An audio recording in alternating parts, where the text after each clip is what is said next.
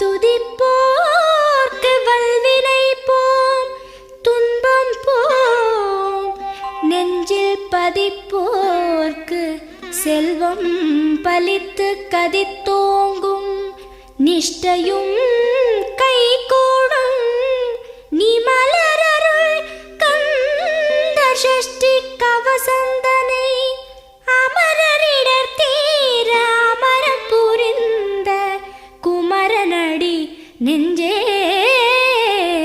குறி.